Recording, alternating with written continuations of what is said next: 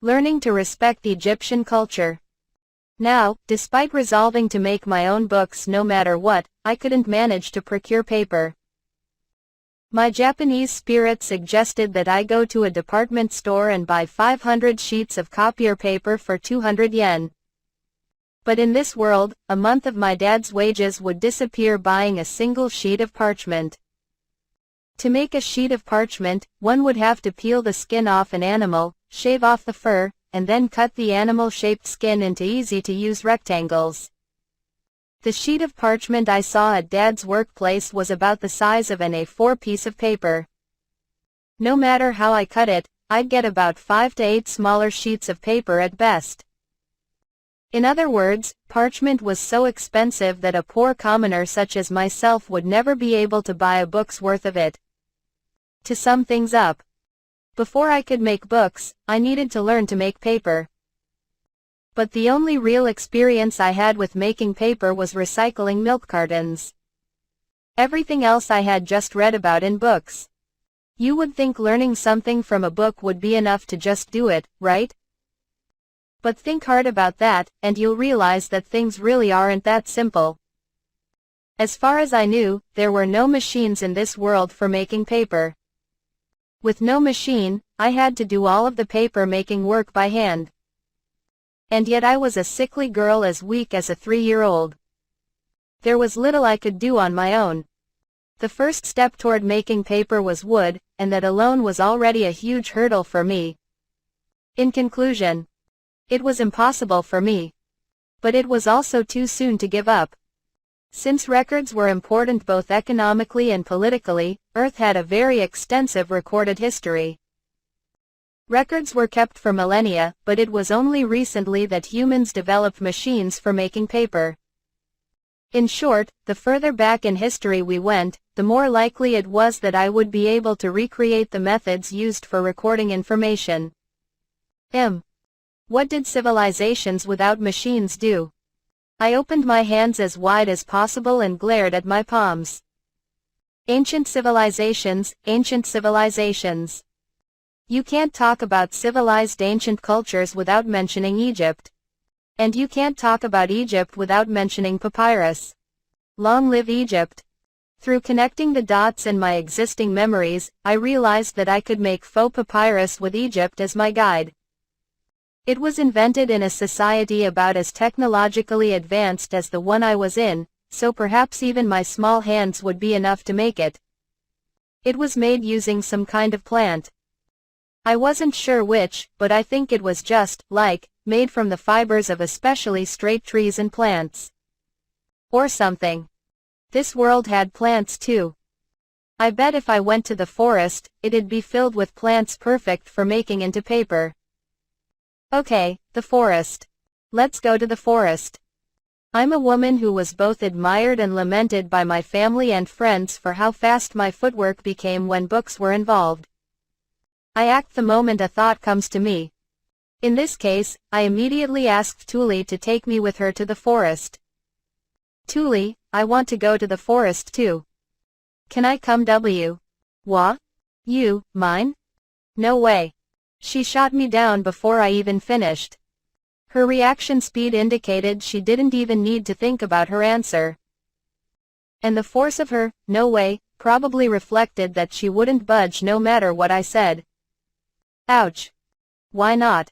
You can't walk that far, can you? There's no way you could walk to the forest if you can't even make it to the gate. And once we get to the forest, we need to pick up firewood and gather fruit. There's no time to rest. Plus, you can't climb trees. Could you walk home carrying a lot of heavy stuff while tired? We need to make it back before the gate closes, so you couldn't rest no matter how tired you got. See? There's no way you can go to the forest. Tuli rattled off all the reasons I couldn't go to the forest one by one, counting on her fingers. There were a lot of reasons, but they could all be summed up as, you're too weak. Plus, winter's coming soon, so there's less stuff there. According to Tuli, it was likely that I would exhaust myself reaching the forest and then find nothing there I wanted. That would definitely be rough. I either had to go to the forest accepting it might be fruitless, or give up on making paper. There was no easy way out. What do you want? I don't think there are many marrows left. Tuli tilted her head as she thought hard about it. As marrows were the main ingredient of my simple all-in-one shampoo, we were using all of them for oil without eating any. We would then use the oil to moisturize our hair every now and again.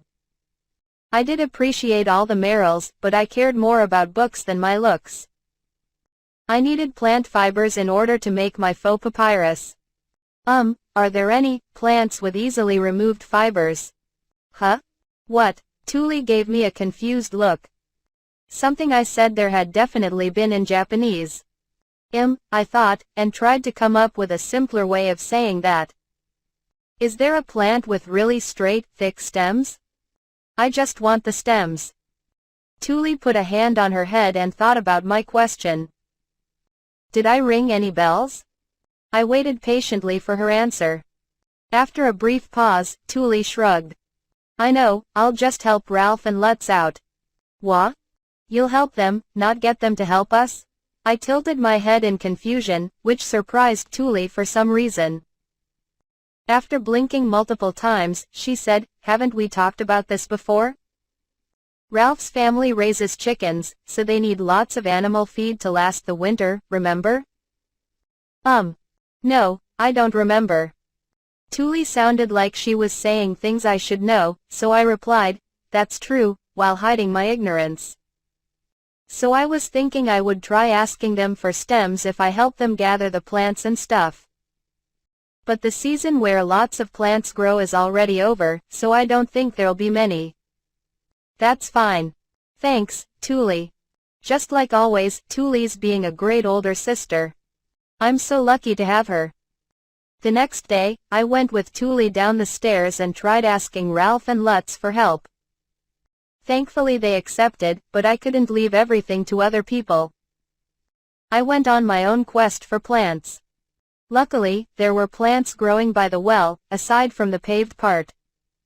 Maybe I could use those stems. Mom, I'll go with you to the well. Oh my, do you want to help? Nah. Not that. I want to gather plants. I showed her the small basket that Tuli had made earlier. Okay, do your best. I had straight up declined to help her, but Mom still let me go with her, excited that I was healthy enough to be moving around. I climbed down the stairs again, this time with Mom carrying a bunch of laundry. As that was my third time climbing down the stairs, I naturally ended up out of breath by the time I reached the bottom, which left me in no condition to be hunting for plants. I rested next to Mom as she drew water from the well and rubbed our clothes with strongly smelling animal soap that produced no bubbles whatsoever. Tuli was right. If I didn't get stronger somehow, I'd never make it to the forest no matter how much I wanted plants from there. Isn't there any way to get this body a little stronger? My, if it isn't little mine. Good morning, I said. I didn't recognize her, but a middle-aged woman named Carla called out to us sounding friendly. Oh, hello, Carla. Morning.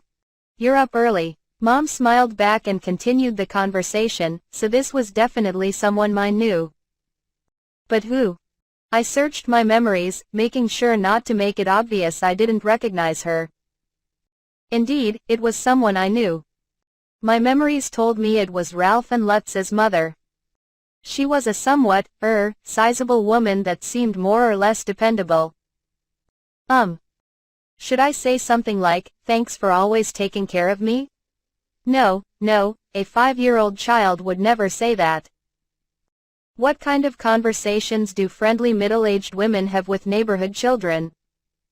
Someone, help me. Carla began easily drawing water from the well and washing her clothes without looking at me despite my spinning thoughts. As expected, she used that stinky animal soap. Are you feeling well today? It's rare to see you outside. I'm getting plants. Ralph and Lutz said they needed them for your birds. My, you're doing that for us? Sorry for the trouble. Carla responded lightly enough that it was clear she didn't feel particularly sorry. The band of neighborhood moms, mine included, talked amongst themselves without stopping. Their hands never stopped no matter who was talking. It was really impressive. Seriously though, the soap really did smell bad. I felt sick just resting near it. I wonder if it'd get better if I used some smell-blocking herbs? Or maybe the smells would combine and make something worse? While thinking up a countermeasure to the awful smell, I stood up to escape it and began pulling up some nearby plants. I wanted to pull out the thick-stemmed plants with firm-looking fibers, but I wasn't strong enough to pull them out on my own. I can't do this with my bare hands. Someone, bring me a sickle. Of course, nobody would bring me a sickle, and my weak arms weren't going to get stronger in a day. Okay. I give up. I'll just put all my hopes on Thule, Ralph, and Lutz. I quickly gave up on pulling plants for my own needs and instead selected those with soft-looking leaves and sprouts for the chickens. They were easy enough for me to pull despite my weakness. Mine, it's time to go home. Mom finished the laundry pretty fast. She called for me, holding the tightly packed tub of laundry. I had only filled up about half of the small basket, but Mom had work today, so I couldn't ask her to stay. I went home carrying the tiny basket. Ready? All right, let's go. Okay, I had been sick ever since becoming mine, with Mom taking days off for me and such, so I didn't know that when I was healthy, she would send me to a neighborhood babysitter for the day. Makes sense. Thule can't go to the forest when I'm at home. Mine, be a good girl while I'm at work. She'll be in your care, Gerda. Yes, yes. Come now, mine. Gerda the babysitter was watching over several children other than me. Most of them were toddlers who were just old enough to walk on their own a little. In this city, once a child passed the age of 3 and grew stronger, they'd go with their older siblings to the forest or otherwise be old enough to help around the house and be left at home. In other words, my family trusted me so little I was the same age as a toddler who couldn't be left home alone. What's that supposed to mean? As I stood, shocked by my family's lack of faith in me, I saw a young boy pick up a toy off of the floor and start putting it in his mouth. Beside him another boy smacked a little girl, making her cry. Hey, that's dirty. You'll get sick if you put that in your mouth. My. Don't smack people for no reason. Why would you do that? Oh dear. Stop with the MYS and oh dears. Do your job, Mrs. Gerda. Despite how I was another child being babysat, I was the largest kid around and thus ended up taking care of everyone else. While putting small children to sleep, I thought about how best to make faux papyrus with the soon-to-be-delivered stems. Honestly, I don't remember the proper method for making papyrus. I mean, it never came up on any tests, so how can you blame me? Anyway, I remembered reading that papyrus is surprisingly stiff. It was made by placing plant fibers vertically and horizontally together, but you could only really write well on one side since the fibers are horizontal on the front and vertical on the back. There was a warning that it wasn't very bendable, either, but the book naturally hadn't mentioned how to actually make papyrus itself. The main problem was that, despite having seen pictures of it, I couldn't think of a single way to make papyrus. I got the feeling that the fibers were lined up right next to each other, but I couldn't think of how to get them to stick together. Does it need sticky plant starch like washi does? Or maybe there's some special way to put them together. I thought back to the history book I had read and tried to wring out any useful information I could despite how few important details it contained. For now, I figured the best thing to do was take the fibers from the hardest-looking stems and try weaving them together in a plaid-like pattern. That should make usable paper even without some kind of glue to stick them together. As long as I can write letters on it, I'll be fine. Mine, Thule's here for you. Thule. Thule came to get me that evening after returning from the forest. I'm saved. Thank goodness she came to get me. Overjoyed, I clung to her. Gerda's style of babysitting hadn't been to take care of the kids, but rather to leave them on their own unless things got dangerous. If they peed themselves, she wiped them with a wet cloth and that was it. The room smelled of waste. It was hard for me to bear watching kids get treated like that, especially with my Japanese values still intact. I can't believe she's getting paid for doing this. The worst thing was, no matter how much I wanted to help, it was a problem too big for my hands. I couldn't babysit children myself, and Gerda's style of babysitting may be normal for this world. People might end up considering me the weird one if I complained too much. I had spent all my time waiting desperately for someone to come get me, wanting to escape the horrid conditions as soon as possible. Did you get lonely, mine? I guess it has been a long time since you've stayed here. You could go with us to the forest if you were just a little bit stronger. Hope you can come with us by the time next spring comes, mine. As Thule patted my head and both Lutz and Ralph consoled me, I realized that I absolutely did have to get stronger, no matter what. I needed to take it seriously. Being this weak was causing me nothing but problems. Oh right, we got those plant stems you wanted. Ralph grabbed some of the stems from his basket and showed me. The moment I saw them, everything about Gerda vanished from my mind. Books were more important than her, and paper meant books. That's a lot. Thanks. I gathered some plants for you at the well, too. I puffed out my chest with pride, but for some reason all three of them just patted my head. Not only that, but Lutz even said, "You did good," with a warm smile while looking down at me. Just how useless do people think I am? I mean, it's true that I never do anything, and I'm useless almost all of the time, but still. Thule went and got the tiny basket so we could exchange all our plants for the stems they gathered. Okay. It's time to make some faux papyrus.